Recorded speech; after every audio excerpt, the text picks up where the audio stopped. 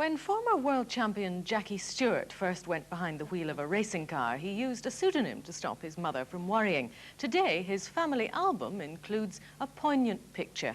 Jackie admits he's a nervous wreck when he watches his oldest son, Paul, follow him onto the track. They're both with Mavis Nicholson discussing their relative values. Do you think you two look alike? Well, I don't think the poor thing should be looking like me, but a lot of people, funnily enough, say we do, and I don't see the resemblance. Do you, Paul? I don't know if it's an insult or a compliment. I don't know what to think. I mean, do you think you're better looking than him? Oh, I think I'd be too vain to make a comment on that. There's a shape about your faces that I think is alike, actually, as a matter of fact, but I don't think... And maybe the smile, the grin. Yes, I think you are alike. Well, there you go. let them be the judge. In fact, I'm convinced that like father, like son, in many ways about you both, reading a lot about you. One is, of course, the obvious one. You're both born in Scotland. But Jackie Stewart, being the older of the two, has still got a Scottish accent. Yeah, I've never lost my Scottish accent. I don't think for any reason should I lose it. Funnily enough, I've, I suppose, become known around the world because of my Scottish accent, because people lose their accents sometimes. Professionally, a lot of people have to. I mean, Sean Connery's a great Scot, but most of his roles have been played as other nationalities, so therefore people don't identify quite as easily with him in a Scottish nature as they do perhaps with me. But I've never moved from the way I speak now. I wonder why not. I mean, I wonder why not, because here's Paul, born in Scotland, right, but with an American accent. I don't think I've got an American accent. I think that would be a little... I hope he has. No, I mean, when I'm in America, they would, if I ever suggested to them I had an American accent, they would laugh at me. But But I am suggesting to you that, to my Welsh ear, you've got an American accent, Paul. I think it's probably Mid-Atlantic. Yeah, but I mean, the Welsh had never been able to judge a Scottish accent anyway. What nationality do you feel in your mind? Scottish. You do? Yeah, no question. How come? How can you feel that? Do you I think just when do. you... Because I've been brought up by Scottish parents. I was born in Scotland. Although I only lived there for only just a short time, but you've always had a Scottish nanny and a Scottish housekeeper at home. My secretary's Scottish. I mean, it's like a Scottish embassy there. So the tongue that's spoken in the house, I mean, there's lots of people lived in America who are from Italian heritage who still can't speak English. I mean, we in our home, you wouldn't know it from any other Scottish home, I think. So I think that's probably why he identifies that way. And I think, although I'm a proud Brit, I think I'm first and foremost a Scot. And the nationalistic pride in that has always, I think, probably been pushed at home. Have you been a pushy father for Paul? Not in his motor racing. In fact, I've been quite the reverse. I had rather thought we had got off with it. I didn't want him to be a racing driver, neither did Helen. And I thought we had gone over the hump and he wasn't going to do it. So certainly not. I like the idea of him being successful in something in life, and I had hoped that it might be in business, so that he could keep his old man in comfort for the rest of his life. The old man is going to keep himself in comfort, by the sound of it. But I think that not in sport. I don't like the idea of pushy parents in sport. You see it in certain sports, and every time I see it, I say, you mustn't be like that. You say that. Does he push you at all? Not at all. Did he discourage you because he knew what he was going in for? Well, he didn't discourage me. He tried to make me aware of what I was getting into, because he had known he knows the business inside and out from every level, and he's been in it for so many years, and knows it from... Aside from being having gone through the top of it, he's been able to move away from it completely and see it from what now it's 15 years since you've retired. Yeah. And it was he didn't push me at all. He just tried to tell me, this is what you're getting into, Paul. You've got to be aware of it. There's not only the physical danger in motor racing. There's also many problems that can happen to you if you, in terms of getting a grip on life. If you are forced to stop racing for whatever reason it may be, sponsorship reasons, or you're not quick enough, or whatever it is, a lot of racing drivers have a great deal of difficulty trying to get a foothold in life again and get used to whatever, a normal job in life, if you like. Well, why did you want to do it when your father was 3 times world champion? I mean, what a record. Were you trying to beat him, trying to get as good as him? No. Was he God to you? No, I never... I gotta be careful. No, I admire my father a great deal. I mean, there's no question about that, and I'm sure he knows that. But I did not want to go racing because he went racing. It would be the wrong way to go racing.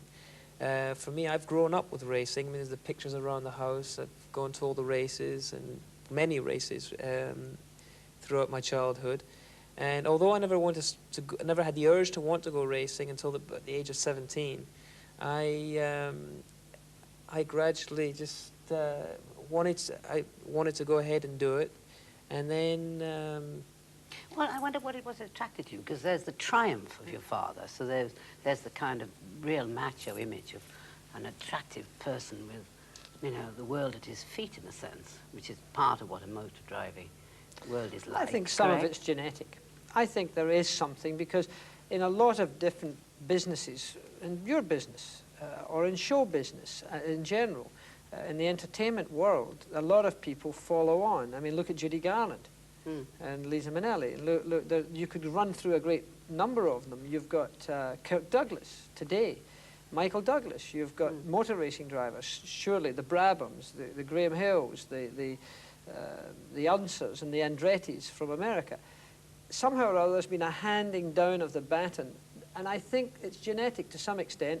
The exposure of motor racing that Paul saw, and he saw the good life. He's seen the helicopters and the private jets and the jet set. But at the same time, it was never, he also saw the bad things, because a lot of our friends that Paul grew up with, their parents, their fathers, died driving racing cars. So he saw that side of it too. So it wasn't just a question of I want to get rich. I mean, he's never had that complication in his life because of seeing motor racing as a way to achieve that. I think you get bitten by the bug. My brother drove racing cars, and I was infected, if you like, by motor racing by seeing that life. You did it, though, in spite of certain sort of opposition in a way. Your mother was frantically against it, wasn't she? And you had to use a pseudonym to get into the world. Because I didn't want to hurt her. I didn't want to do something that was against my mother's wishes, while at the same time the magnetic draw that it had to me, for reasons beyond my comprehension, I think, I just simply knew I wanted to do it. And I think if Helen and I had said to Paul, you are not doing it, I think A, would have fallen out, and I didn't want to do that because I love my boys very, very much. Secondly, I think he would have gone to do it. I know, but you see, it's interesting. You must have put your mother through a lot of agony, right? I'm sure I did. Then your wife, too, Helen. Different, because Helen didn't marry a racing driver. I wasn't a racing driver when we were first married. And she grew into it, and she saw every step of the ladder, if you like, being taken. She was part of it. She was the inside rail of the whole happening. So she saw it. Of course, she didn't like the idea as she saw the reality of some of the negative sides. And of course, today I think it's even harder for Helen than it is for me, because now she thought she had shrugged that side of it off, and now, of course, here she is exposed to it with someone more important, her own son. Well, I read something that she'd written, and she'd written it very sensitively, I thought, saying that whereas she could replace a husband like one can, a wife or a husband you can marry again. Yes. But a child, you can't. It's the most bitter loss in the world, right? Now, you must have known your mother go through a lot of agony with your father when he was racing and when their friends died. And now you're sort of putting it... Yeah, well, of course I didn't want to hurt my parents and my mother when I wanted to go racing, but I really wanted to do it, and I wanted to give it a go. And I didn't say, right, I'm going to go racing now, that's got to make a career out of it. I came into it, I went to racing school. I had made no prior commitments before I went to racing school. I went to the Brands Hatch School at Brands Hatch Circuit, and I went through the course quite quickly, and I liked it, and things worked out for me. And then from there, I didn't even having done that, I went back to Geneva. We talked about it. We still made no commitments about doing it. I went back to America, and then back to my studies, because that was a spring break we had then. And then I thought about it more, and I said, well, I want to go ahead and give it a go for the summer. And then that's when I started making more inquiries into it all. But I still... What is it in you both, then, that says this is danger coming up? But look, you're going to have to say that. Let me address the danger thing. First of all, it's much safer today than it ever was when I did it. Much safer. The cars are safer, the tracks are safer, the facilities are better. It's just as safer. The record tells you categorically that it's much safer today than it ever has been. However, it will never be totally safe, a sport like motor racing, because of the speeds, the dynamics of an accident. But I do think it's much, much safer. And I have to also say, as a criticism of myself and of Paul, because we both know what this feels like, racing drivers are very selfish people. They decide what they want, and almost always they will go and do it. They are not team people. They're not compassionate people to too many other folks. And I say this against myself, and I know it's true. I'm very compassionate in other areas, and I think about people a lot in other areas, but in connection with that particular exhilaration, I'm afraid I have to say we're very selfish. And when I slipped into a racing car, even as I do it today, after all these years being out of it, as I do from time to time, you know, I flip the visor down and the world looks like rose-coloured glasses. Really, so nothing reaches quite that high of the success of driving that car. And nothing wipes out my responsibilities half as fast as this does. Even today, why do I need to drive a Formula One car today that I could just as easily have an accident with as I did when I was racing? I still want to do it from time to time to flavour it so that I don't lose my appreciation for it. That's an excuse. I want to do You're it. addicted. In a way I am, but I'm not stuck with having to do it. I don't want to race. I don't want to do it on a daily basis. But there's something about that. It's like, look, you're a woman. I give you a baby to hold. Yeah. You know, a baby's soft and wonderful to touch. That's what it is for me to go back into a racing car. But you don't want to have that baby for the rest of your life. You want to hand it back at 4 o'clock in the afternoon when it's about to cry. So I give my racing cars back to whoever owns them. But this one, Paul, you're in that same early start. Do you feel what your father was just saying? I mean, to be honest with you, I'm at such an early stage in my career. You don't know. It's not one of my main concerns right now, and I guess if I am selfish, I'd have to admit that. You are.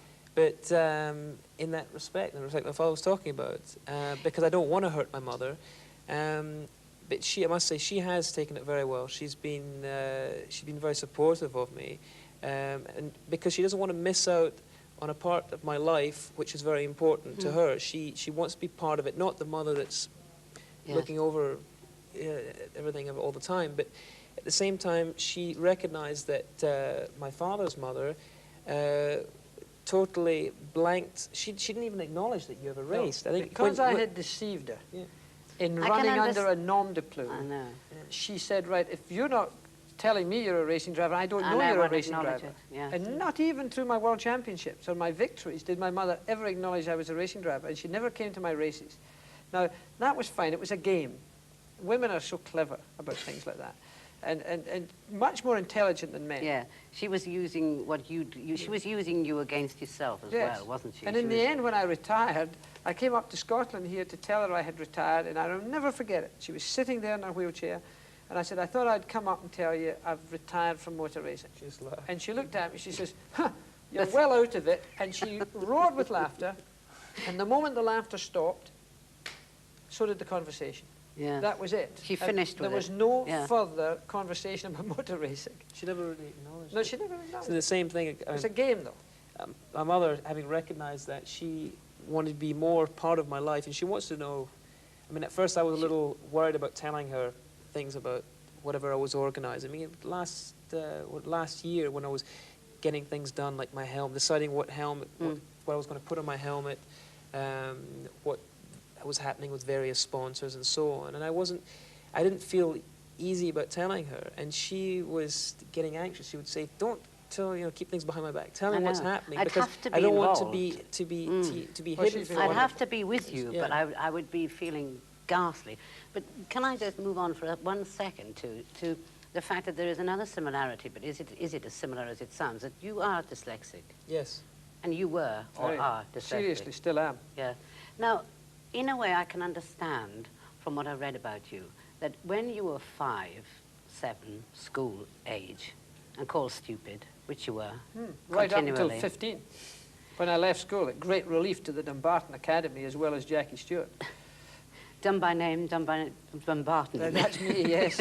First 3 letters. The point is that at that point, that must have been quite a hard thing for you to take. Awful.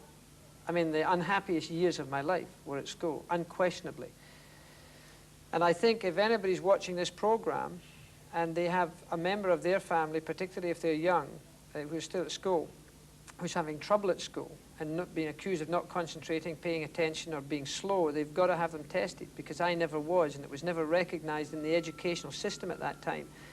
And the number of people who will never reach their true potential because of it not being addressed, sometimes by parents as well as educators, is a disaster, because it can be helped, as Paul and Mark, my other son, know. You never actually get rid of it, but you learn how to deal with the problem. To use it. But I mean, so therefore you don't feel perhaps the same chip on your shoulder that your father might have done when he was young. I did. Well, I only found, I was only told when I was about 15, really, which was about the same, but I still hadn't finished my education by then, so they could still work on me. So I still feel inferior to everyone at school. I mean, at university, I felt inferior to everyone in relation to studies. And I would feel put down, but I knew that it was because of that problem. And I knew that that is a problem. Because you had been told. Because I had been told, so I would have, my conscience was more at ease than, say, with someone who this thinks plain. Taking it on as a load. But I mean, you see, but in a way it worked for you, didn't it? You must have been very... Oh, I know. It's tough to say that now. You say it worked for you because if I hadn't been as determined as I was to prove something to other people, because I was at least good at something. But when you're at that age and you're considered dumb, stupid and thick, and you don't know, as I don't know today, I don't know the words, I don't know the letters of the alphabet. If you paid me £1 million now in this program, I could not recite the letters of the alphabet. I don't know the Lord's Prayer. I don't know the words of the national anthem. Jackie Stewart doesn't know them. But you see, they are unimportant things in real life. And therefore, I don't carry a cross that tells me, you should be embarrassed, because I've achieved in other areas. Not everybody have the privilege of doing that. Exactly, and they've got to have to lump that label around with them, and you've managed, I expect you still maybe could get threatened by it, couldn't you? I do, I still do, because I don't know my history, I don't know my geography, I don't know the meaning of words quite often. It's descriptions that I recognize, and I use words that I don't understand because I think I know what they describe. And my ability to speak, for example, and do a lot of speeches today around the world is built on a personal experience rather than an educational base. Yes. But I just say there are various degrees of it, and if anybody's looking in who are even suspicious of a member of their family, they should really do something, because dyslexia is now well addressed in this country. Does that make you feel that you can confide more in your father because of feeling that you've got something in common with him in that sort of a way? I never thought of that, really. I don't think that would be the case. No. We never really talked about it, really. We knew we tried to help Paul with special classes and school, etc. And he was privileged that I could afford some of the things that maybe other parents couldn't afford, to try and lift him over that hurdle, if you like. Well, all the best to you in the career that you're choosing, perhaps the same career as your father. Thank you very much. And thank you, Jackie Stewart. My pleasure.